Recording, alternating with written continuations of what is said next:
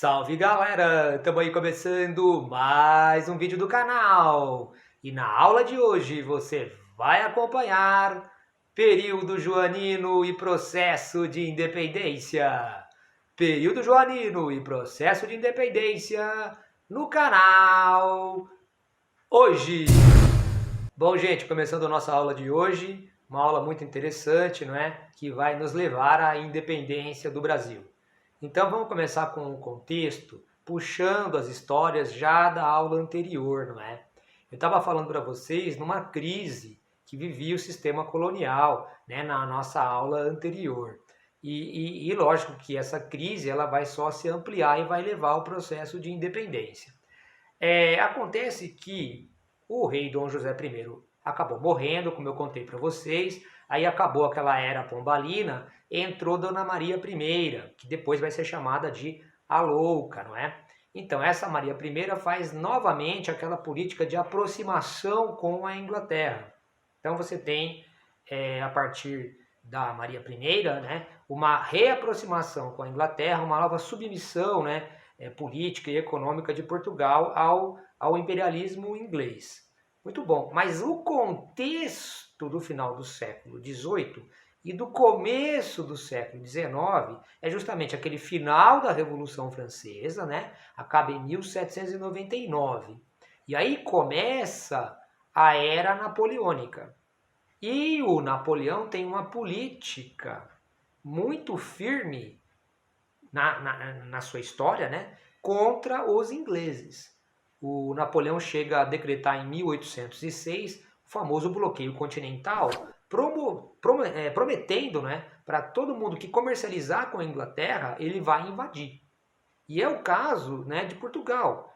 É o caso da Península Ibérica, fica uma situação bem complicada, né, em relação à Península Ibérica. Porque, por exemplo, se a Espanha até reafirma uma certa aliança com o Napoleão, e mesmo assim, o Napoleão foi lá, né, pegou o rei Carlos IV, destronou Carlos IV, né, colocou o seu irmão, o Fernando VII, depois aprisionou o Fernando VII, o Napoleão colocou o próprio irmão como rei da Espanha.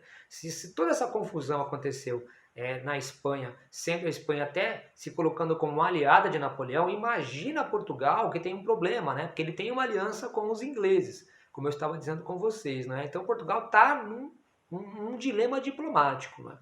E é nesse momento, inclusive, né, com a Dona Maria I sendo afastada, porque não tinha condições, então, mentais, né, para governar, que o seu filho é colocado no lugar. O filho da Dona Maria I era o Dom João, o príncipe regente Dom João.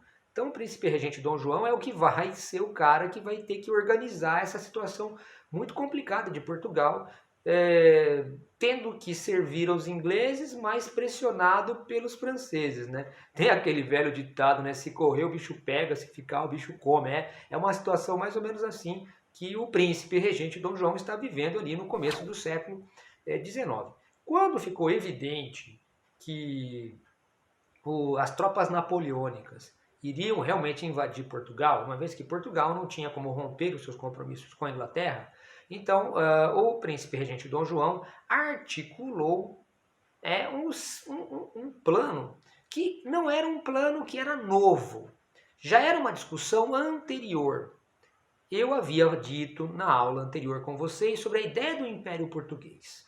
Não é? O século XVIII, a segunda metade do século XVIII, principalmente após o terremoto que aconteceu lá em Lisboa, que destruiu tudo, lá na metade do século XVIII, há uma conversa, uma ideia de você reorganizar o universo português. Né? Criar a ideia de um Império Português, mas que o centro do Império Português não seria mais na Europa, mas seria na América, ou seja, no Brasil. Ou seja, transferir a corte para o Brasil. Isto não era uma ideia nova, já era uma ideia já discutida anteriormente. Olha, a gente pode levar o eixo do mundo português para a América e ter lá um grande domínio, né, uma grande vastidão de terras na América e poder reorganizar o mundo português a partir disto. Esta era uma velha discussão. E agora parece que a época napoleônica foi um catalisador para isso. Porque diante da iminente chegada das tropas napoleônicas, chefiadas pelo general Junot, né, não tem dúvida Dom João de articular o seu plano com os ingleses. Os ingleses protegem a fuga da família real para o Brasil, não é? Bom, então a família real vai fugir lá no final de 1807, né, no janeiro de 1808, quando eles vão chegar aqui no Brasil, escoltados pela frota inglesa. Dom João, o príncipe regente, ele era casado com uma moça espanhola, a Carlota Joaquina.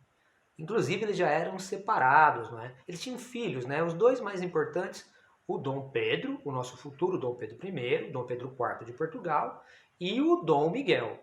Então esse pessoal todo vai se deslocar, e o Dom João e Dona Carlota, eles já eram separados, inclusive vieram em navios separados, né? Enquanto a Dona Carlota, um pedaço da família, acabou aportando no Rio de Janeiro, outro pedaço da frota do Dom João acabou levando o próprio Dom João em Salvador, né? Eles aportaram em Salvador em janeiro de 1808. Então tem esse desembarque do Dom João em janeiro de 1808, que para mim é uma das questões mais simbólicas da história da humanidade, né? Que pensa bem, né? Os europeus comandaram tudo o que aconteceu aqui na América, desde o século XV, XVI, XVII, XVIII, já estávamos no começo do XIX. Mas nunca um imperador, um rei, não europeu tinha se deslocado até a América. Foi a primeira vez que isso tinha acontecido, e única, inclusive. Então, Dom João descendo ali do navio e colocando o seu pé em Salvador é um fato inédito e muito interessante. Então, é ali em Salvador que, visando satisfazer uma série de interesses, que ele faz sua primeira grande medida, não é? Essa primeira grande medida que então inaugura o início dessa época joanina, né, desse período joanino no Brasil, que vai se estender de 1808 até 1821, né, essa primeira medida de 1808 foi a famosa abertura dos portos às nações amigas. Né? Veja só, a abertura dos portos. Pensa bem, o que é ser uma colônia? Ser uma colônia é ser submetido a uma metrópole. Você então só pode comercializar, produzir de acordo com as ordens da metrópole. Há uma exclusividade de comércio, um exclusivismo metropolitano. É assim que você define uma relação colonial. À medida que você abre os portos a todas as nações ditas amigas, e sem dúvida nenhuma que a amiga aqui é a Inglaterra, você está rompendo com o velho pacto colonial. Você está rompendo com o estatuto de colônia para aquela localidade. Então a gente pode dizer que a independência do Brasil, ela tem um passo decisivo com esta abertura dos portos, porque você gera autonomia à antiga colônia. Agora já não é mais um estatuto específico de colônia, já estamos numa transição aqui, não é? Havia aquele historiador tão famoso que é o Caio Prado Júnior, que dizia que a própria independência poderia ser antecipada em 14 anos. Veja, antecipada em 14 anos porque oficialmente ela se deu em 1822. Menos 14 vai dar 1808. Então ele considera, o Caio Prado, que é um dos fatos mais importantes. Algumas pessoas falam da inversão brasileira, né? Inversão no sentido que o Brasil era colônia e virou metrópole. E Portugal, que era metrópole, acabou ficando mais para esquecido, mais para colônia do que para qualquer outra coisa. A chamada inversão brasileira, não é o período joanino. Bom, aqui em Salvador ele faz a abertura dos portos e obedece, logicamente, esta abertura ao interesse, primeiro, inglês, porque os ingleses estavam com dificuldade de negociar os seus produtos na Europa, uma vez que o mercado estava fechado devido ao bloqueio continental, então se abre definitivamente e diretamente o mercado aqui da América Portuguesa para eles. Por um outro lado também, o interesse da elite comercial que vive no Brasil. Né? Então, ela tem esse grande interesse que agora vai virar a sede da corte, que eles vão poder ampliar os negócios. Então, sem dúvida nenhuma, tem esse interesse também. E tem o interesse pessoal do Dom João de dinamizar a economia aqui do Brasil, uma vez que ele vai poder cobrar os impostos quando os produtos estiverem entrando. Né? E ao cobrar os impostos, a taxa é de 24% em cima do valor de cada produto que entrar, ele vai poder tirar os recursos para poder então tentar construir uma corte no Brasil. Pensa bem, o Brasil era uma mera colônia, né? Era assim a periferia da periferia do mundo.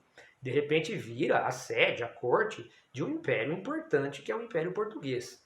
Então Dom João precisa construir essa corte, não em Salvador, porque depois lá em fevereiro ele já vem para o Brasil e ali vai então montar a corte. Então ele precisa de recursos para isso. Pegou todos os recursos que ele tinha lá em Portugal, que se mostraram insuficientes, e começa agora, através dessa abertura de portos, né, cobrar os impostos e tentar, então, a partir daí, oferir alguma riqueza para montar esta corte, a qual ele vai viver aqui no Rio de Janeiro a partir de 1808. Aliás, essa grana, não é? Esses impostos, 24%, né? Essas taxas alfandegárias, serão então depositadas num banco. Ele vai também criar um banco aqui em 1808, que é o famoso Banco do Brasil, que é esse mesmo aí que existe até os dias de hoje. Passou por 2 falências, mas é o mesmo banco. É o Banco do Brasil, desde 1808, criado pelo Dom João. Então já tem aqui a corte sendo estabelecida. Tem aquela historinha, não é, de que ele ainda lá em Salvador mandou certos emissários ao Rio de Janeiro para verificar as casas e tal, e algumas casas se colocou as iniciais PR, né, PR, porque assim, a tradução seria príncipe regente, né, o Dom João, né, o povo do Rio de Janeiro, logicamente ironizou dizendo que era ponha-se na rua, porque de fato ele vai colocar ali nobres morando nessas casas, vai retirar as pessoas que ali viviam e colocar os nobres para morarem ali. São milhares de nobres que vêm de uma vez, né? A corte toda, vem o rei e sua família, mas todos aqueles nobres que estavam em torno da corte também se mudam para o Brasil, né? E o Rio de Janeiro não tinha aquela estrutura para receber todo esse pessoal. Então, algumas casas foram confiscadas naquele momento. E a corte começa a se estabelecer por ali. Então, Dom João está ali organizando isso, e aí ele vai tomar algumas atitudes. Né? Algumas atitudes que são famosas são as seguintes. Eu disse para você que a abertura dos portos é 1808. Em 1810, ele foi pressionado mais ainda pelos ingleses para ampliar esses tratados comerciais, né? Abrir mais o mercado para eles. Em 1810, ele é forçado a assinar um tratado com os ingleses, né? Tratado de navegação, comércio e amizade com os ingleses, então 1810, no qual se dá uma tarifa alfandegária preferencial aos ingleses. Ou seja, todo mundo pagaria 24%. Os portugueses, 16%. Olha isso. E os ingleses, 15%. Depois houve um protesto em Portugal e tal, e depois ficou Portugal e Inglaterra com o Reino Unido com 15% de tarifa alfandegária. Então, você já estava dando aos ingleses, aos britânicos, essa preferência no mercado com os produtos deles chegando com impostos muito baixos. Por isso que a gente fala que quando o próprio Dom João ele revogou aquele velho alvará da mãe dele de 1785, proibindo fábricas no Brasil, ele revogou, ele pode ter fábricas no Brasil, não tem problema, ele revoga o alvará de 1785. Não tem lá muitos efeitos, porque os produtos ingleses, não é, aos quais essas manufaturas poderiam concorrer, né, esses produtos ingleses vão chegar com tarifas muito baixas e, logicamente, que vão vencer essa disputa, né, e essas manufaturas vão acabar falindo mesmo. Então foi meio inócuo essa revogação do alvará de 1785, que também foi uma das medidas que ele tomou aqui no Brasil. E nesse tratado de 1810 ainda tinha mais coisas, além de tarifas preferenciais aos ingleses, você também observava que eles teriam direito, por causa desses tratados, de ter uma frota naval sempre costeando o Brasil, né? Por meio desse tratado, os ingleses teriam frota naval aqui frequentando o Brasil livremente. E também que nenhum cidadão britânico poderia ser processado, levado a tribunais aqui no Brasil, né? No máximo encaminhado para uma autoridade diplomática britânica. Então é um tratado em que mostra, né, meio desigual, né, mostra a superioridade dos ingleses em relação ao universo luso-brasileiro. Muito bom. Então é mais ou menos assim. E agora vamos contar mais coisas que o Dom João fez aqui na sua era joanina. Ele teve que fugir por causa do Napoleão. Então tem uma retaliação em relação ao Napoleão. Olha que legal, né? Em 1809, ele manda invadir a Guiana Francesa. Né? Ele invade a Guiana Francesa e anexa um território para o território luso-brasileiro, um território que era francês. Depois ele foi forçado, mais à frente, a devolver o território. Mas, assim, houve uma retaliação. O próprio Napoleão escreveu em um dos seus diários de que o único que o enganou de fato foi o Dom João. Eu acho muito importante dizer isso, não é? Porque a gente tem aqui no Brasil essa visão de pegar o Dom João e torná-lo uma figura caricata, né? Aquela história da coxinha de galinha que ele comia e colocava, né, no bolso aqui, da camisa, da calça, de que ele era um cara bonachão. Então essas coisas todas são exploradas em minisséries, em novelas e tal. Tem, por um lado, uma parte irônica e engraçada, mas que esconde essa parte mais importante de que ele tomou decisões políticas muito interessantes, né? Fazendo o Napoleão até comentar que o único, na verdade, que o enganou foi o Dom João. Bom, aí tem outra coisa. Também vai invadir em 1811 a Cisplatina. Então, a América Espanhola, onde seria hoje o Uruguai, né? A banda oriental, né? A chamada província Cisplatina. Então, ele anexa essa região ao Brasil. Então, a Cisplatina, entre indas e vindas, será uma província do Brasil Império, né? Até a época de 1825, né, começa uma guerra que eles querem se separar, até 28, quando tem a independência da República Oriental do Uruguai. Mas o Brasil, né, por meio dessa ação do Dom João, fez a anexação desse território. Justificou, inclusive, que a esposa dele, Dona Carlota, é espanhola, e aí o Napoleão estava colocando o irmão dele, né, no trono espanhol, então ele estava preservando a herança da sua esposa e tudo mais. Usou essa conversa fiada para justificar essa anexação territorial. Muito bom. Então, essas são questões de expansão até de território na época joanina. Outras realizações da época joanina, não é? Vai criar aqui no Brasil uma biblioteca, né? A Biblioteca Real, que hoje, né, a Biblioteca Real se transformou na Biblioteca Nacional. Ele trouxe todos aqueles livros que tinha na corte, né, trouxe tudo para cá, para o Brasil. E depois ele voltou e não levou os livros de volta. Quando o Brasil conseguiu a independência, Portugal mandou a conta, ó, você está com meus livros aí, então paga aí. Por isso que, por exemplo, na Biblioteca Nacional, hoje a gente tem Camões, né, edições raríssimas, porque veio tudo isso com a família real em 1808.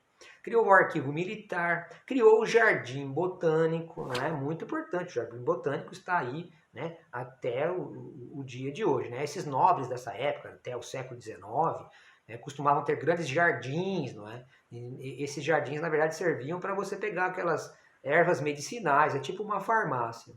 Então ele criou o jardim botânico, muito importante. E criou até, inclusive, cursos universitários, né? Cursos, uma faculdade, né? Faculdade de medicina. Não universidade, né? Mas o curso isolado de medicina, tanto no Rio de Janeiro quanto na Bahia. Então o Brasil aí já tinha alguns cursos,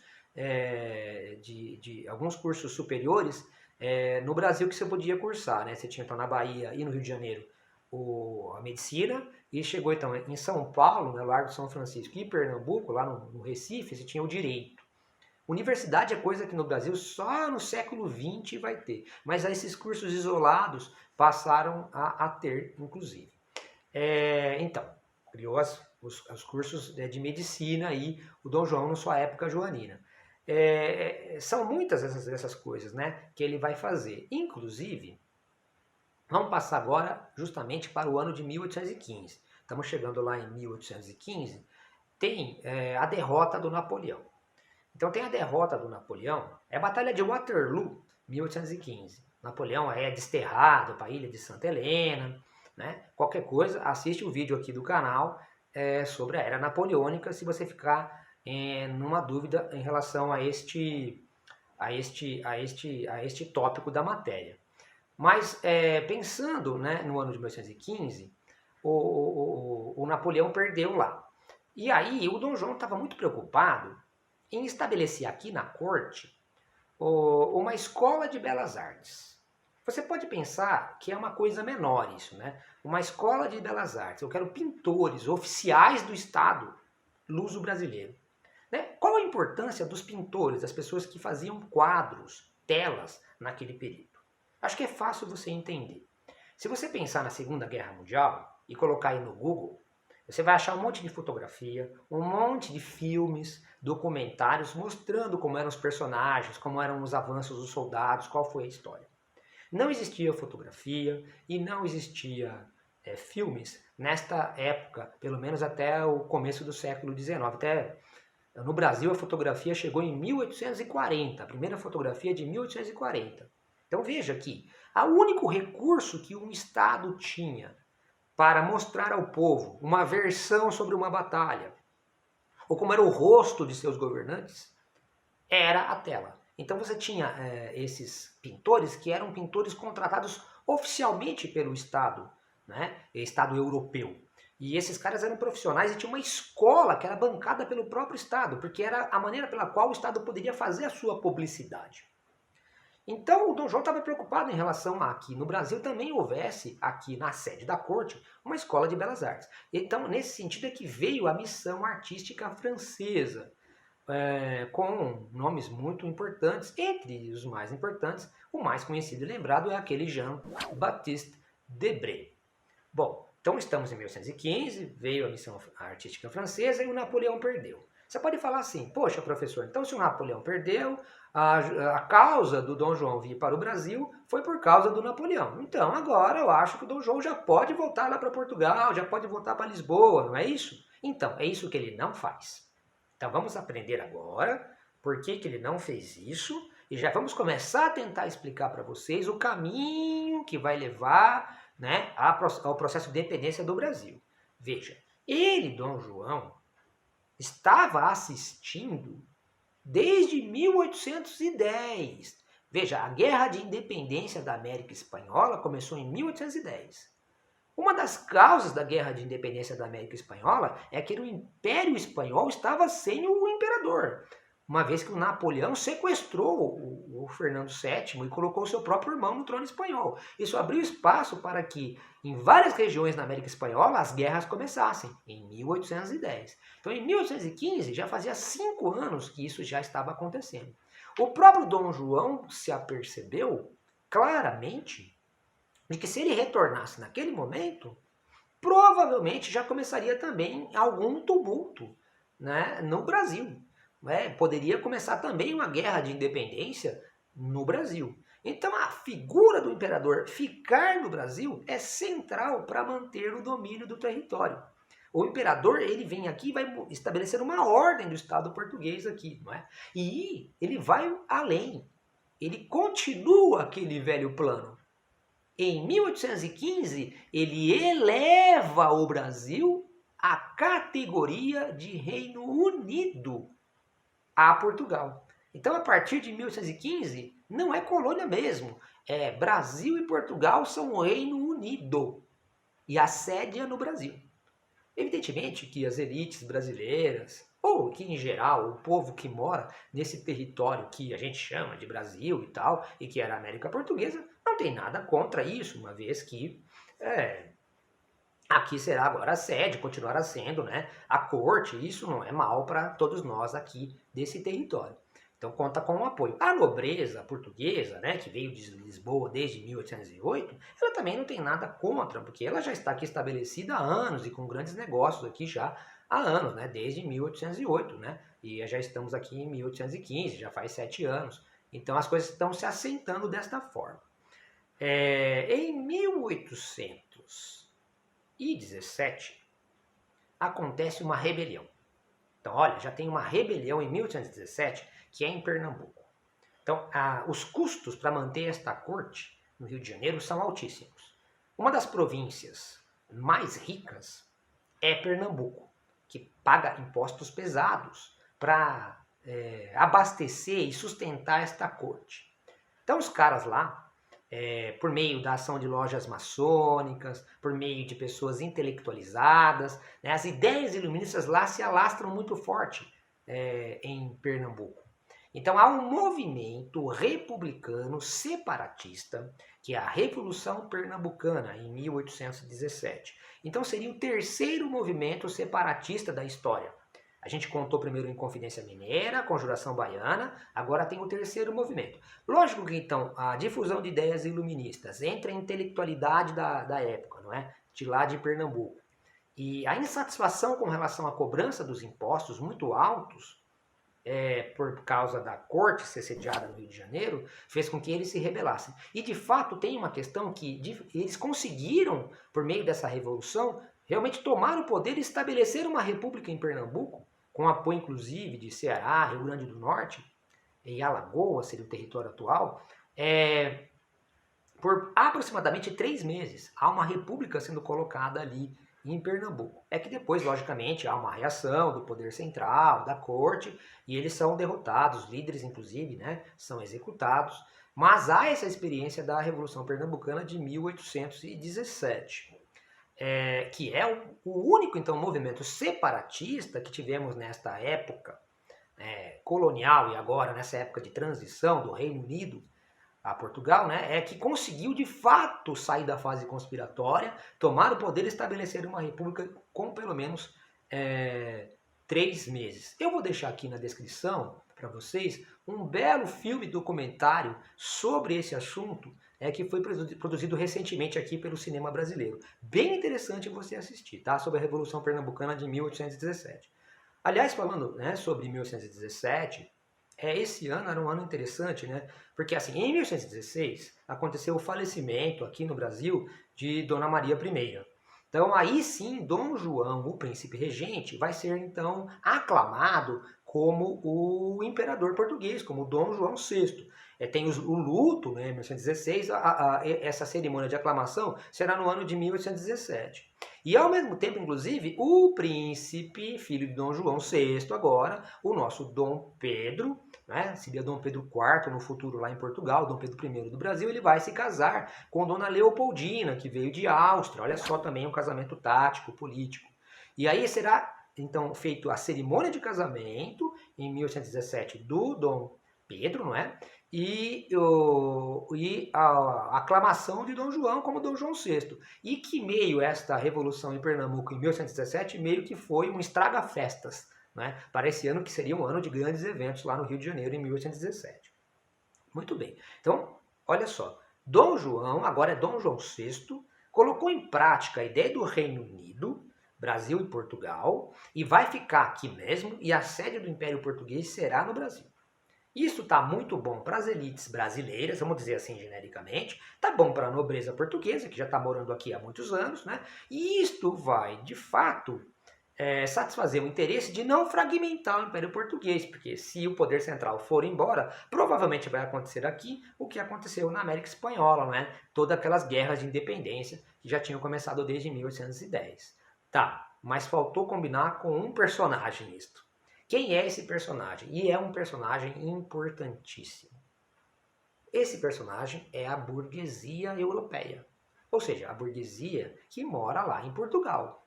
Esta burguesia que mora lá em Portugal talvez não esteja muito satisfeita com isso. Veja, a burguesia ela é chave desde o final do século XVIII e ao longo da primeira metade do século XIX na Europa inteira. Os caras vão fazer um monte de revoluções, né, que o professor de história chama de revoluções burguesas. Vão estabelecer um novo regime, o regime liberal, não é? Uma nova ordem, a ordem burguesa. Isso está acontecendo na Europa inteira na primeira metade do século XIX. E chega até a periferia desse processo, que é a Península Ibérica e que é Portugal. Então você tem uma burguesia em Portugal, então ávida por transformações e mudanças. E o que eles vão fazer em 1820? Vão fazer a famosa Revolução Liberal do Porto. Essa Revolução Liberal do Porto tem por objetivo, primeiro, que o rei volte. 2. Submeter o rei a um parlamento e uma constituição. Uma monarquia parlamentar constitucional. Então essa é a rebelião que acontece por lá. Então os caras vão obrigar o rei a retornar. E vão estabelecer as cortes, como a gente chama. O parlamento, que vai redigir uma constituição. Então o Dom João é obrigado a retornar. E à medida que ele retorna, inclusive no dia que ele foi retornar, deixou aquele famoso recado para seu filho, Dom Pedro, né? Porque ele deixa o Dom Pedro aqui como príncipe regente. Olha só, o Dom Pedro então entra na história agora, como um personagem importante, né? E o Dom João vai embora, mas deixa um recado, deixa aquele famoso recado para o Dom Pedro. Olha, Dom Pedro, meu filho, eu estou indo embora, mas já sei que essa terra, no futuro, há de se tornar independente. Então, que seja pelas tuas mãos, que é sangue do meu sangue. Interessantíssimo esse recado, essa leitura que o Dom João tinha. Ele já entendia que, ao sair da América, ele abria espaço para que um vácuo político ocorresse e que aí começassem as insatisfações e as guerras. Tanto até que deixou o seu próprio filho para ver se esse filho estaria no meio dessas conspirações ou no meio desse contexto, para ver se mantém os interesses da família Bragança em relação ao que pode acontecer no futuro. Olha que interessante, não é? Que interessante, que Dom João é inteligente. Bom, aí quem tem uma má leitura da história é a burguesia portuguesa, porque é por meio desses parlamentos, até inclusive eles vão fazer uma constituição, vão criar uma monarquia constitucional, tudo mais, vão limitar o poder, vai acabar com o absolutismo, portanto, em Portugal. Mas eles têm uma péssima leitura, né? Porque se elegem até aqui deputados do Brasil que vão, né, para Lisboa para redigir a Constituição. Só que eles são em minoria. E a tendência lá é a aprovação de uma série de leis que vão conduzir a uma recolonização do Brasil. Então o Brasil já era o centro do mundo português, não é a sede. Agora o Brasil vai ser rebaixado, inclusive, a um status novamente de próximo à colônia. Né, tirar a sua autonomia dos tribunais criados por aqui, por Dom João, né, não deixar que nenhuma pessoa natural aqui do Brasil seja o comandante, né, dos exércitos, da polícia. Então, uma série de medidas que vão caracterizando uma recolonização.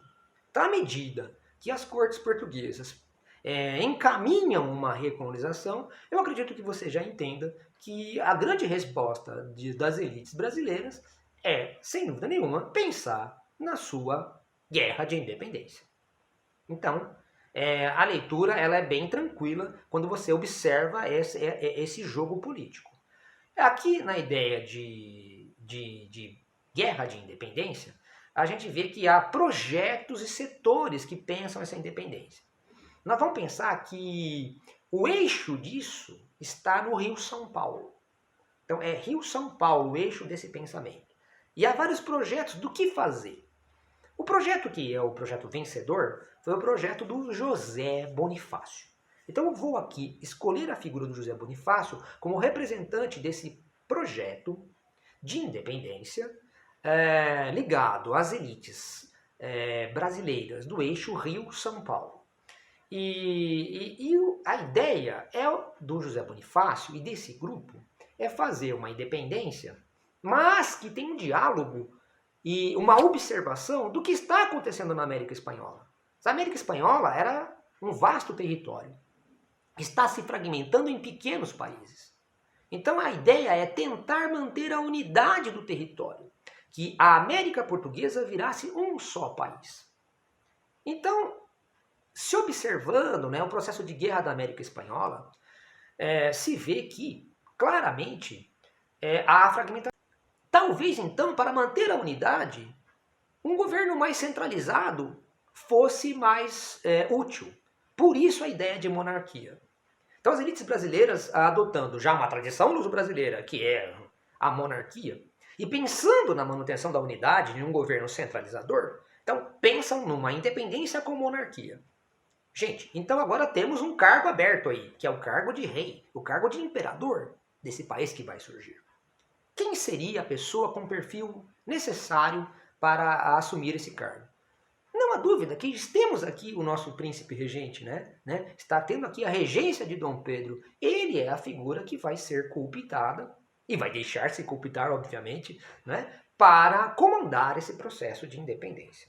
Então, quando você vê a passagem do ano de 1821 para o ano de 1822, claramente, as atitudes do regente Dom Pedro, do príncipe regente Dom Pedro, são atitudes claramente separatistas. Tanto que as cortes portuguesas já pensaram, então, olha, esse cara está articulando alguma coisa, vamos obrigá-lo a retornar até até Portugal, né? Então começa a ideia de que Dom Pedro vai ser obrigado, vai retornar a Portugal. Se dizia que ele tinha que retornar a Portugal para completar lá os seus estudos, né? E tudo mais. Aí que o José Bonifácio, que era o ministro dessa regência de Dom Pedro, faz aquele marketing perfeito, não é? Ele faz aquele abaixo-assinado pedindo ao povo para solicitar que Dom Pedro ficasse, né? E aí entrega no dia 9 de janeiro de 1822, né, essas assinaturas, né, na mesa de Dom Pedro, e o Dom Pedro solta aquela famosa frase, né, se é para o bem geral da nação, estou pronto, diga ao povo que fico. É o chamado Dia do Fico, 9 de janeiro de 1822, não é? Um dia muito lembrado e que é o puro marketing do José Bonifácio. Dom Pedro ganha o apelido de defensor perpétuo do Brasil, não é? E o José Bonifácio ganhou o apelido de o patriarca da independência. Depois você vai vendo uma série de outras atitudes que são todas claramente separatistas. Por exemplo, em fevereiro, né, 21 de fevereiro de 1822, não é, se colocou a ideia de que todas as leis que viessem de Portugal não poderiam ser cumpridas antes que passasse pelo príncipe regente Dom Pedro e ele carimbasse, né, o cumpra-se. Logo, todas as tropas vindas de Portugal foram colocadas como inimigas. Olha isso. E o Brasil vai montar a sua própria Assembleia Constituinte, separada dos portugueses que estavam fazendo lá a Constituição. Então veja que são atitudes claramente separatistas, né? Até que finalmente os portugueses decidem para vir aqui, né, a frota naval portuguesa para levar o príncipe regente Dom Pedro à força mesmo.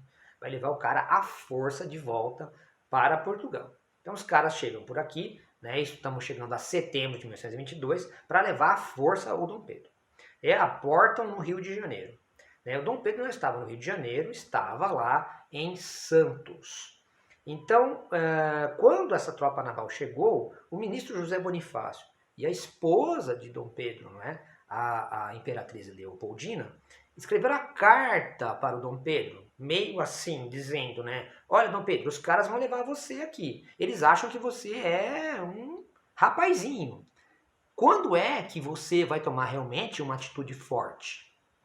Não é? Quando é que medidas de água morna já não resolvem mais. Então, escreveram uma carta e mandaram aquele mensageiro, o Paulo Bregário, para levar no caminho, né? Para encontrar o Dom Pedro no caminho. O Dom Pedro ia voltando de Santos, ia passar por São Paulo, e esse mensageiro vinha do Rio de Janeiro. Eles iam se encontrar no caminho. Evidentemente que quando Dom Pedro vai subir a serra, nós temos uma pessoa que era testemunha disso, que era o padre lá da comitiva, o padre Belchior. E o padre, ele anotou no diário, inclusive, que o Dom Pedro estava, naquele dia, com graves problemas intestinais, inclusive. Não é? Isso está bem documentado ali, né, nesse relato.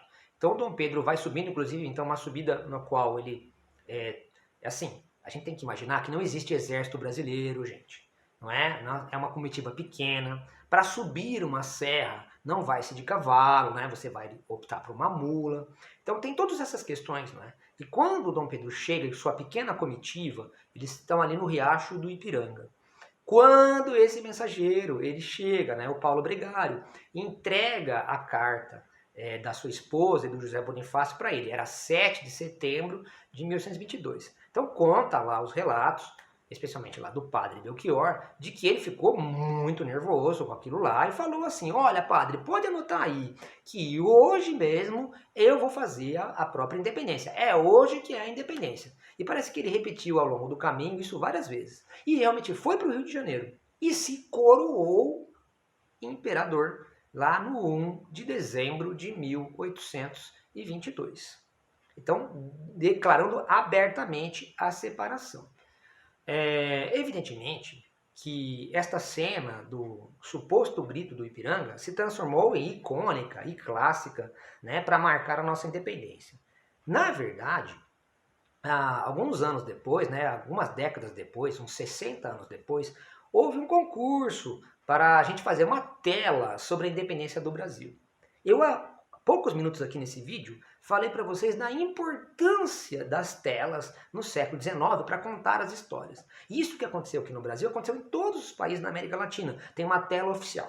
Isso quando estava se construindo a ideia de nacionalidade já no final do século XIX. Então o Pedro Américo foi o cara que ganhou o concurso. Não é? Ele pintou esta tela que ele chamou de Independência ou Morte. Ele pegou toda essa história, todo o caminho do Dom Pedro, estudou claramente quem eram as pessoas e construiu uma tela, lógico, de maneira romântica, de maneira idealizada, né, focando na ideia de um suposto grito do Ipiranga. Né? E aí, logicamente, como é uma tela para criar uma nacionalidade, explicar a independência, ela tem que manter o respeito com relação a isso.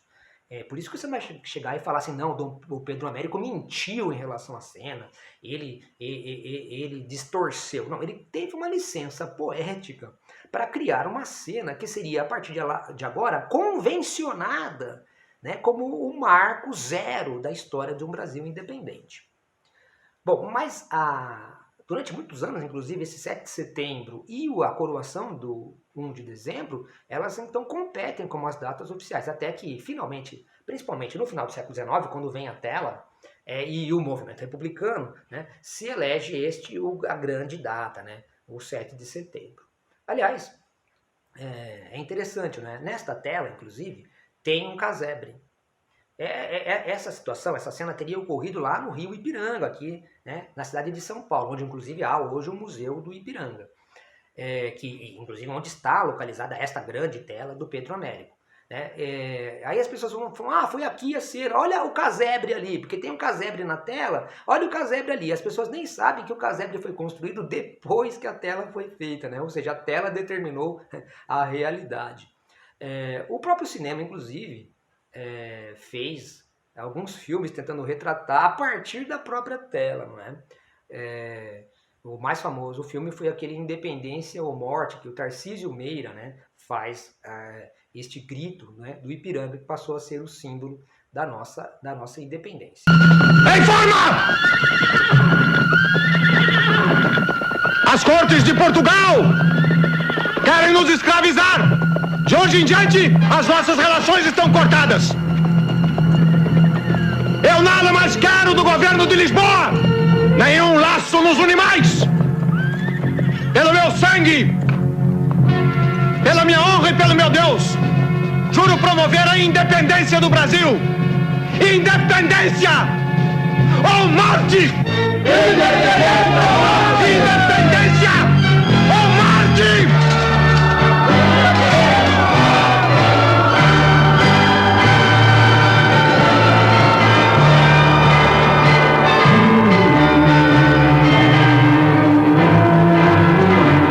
Então, a partir desse momento, de 1622, o Brasil se declara separado de Portugal. Né? Nós temos a nossa independência. A questão é quando que Portugal vai reconhecer essa independência e de que forma isso vai ocorrer. Mas isso já é um assunto para uma próxima aula, ok? Muito obrigado por assistir esse vídeo até agora. Aproveita, se inscreve no canal, ativa o sininho, deixa seu like e tamo junto!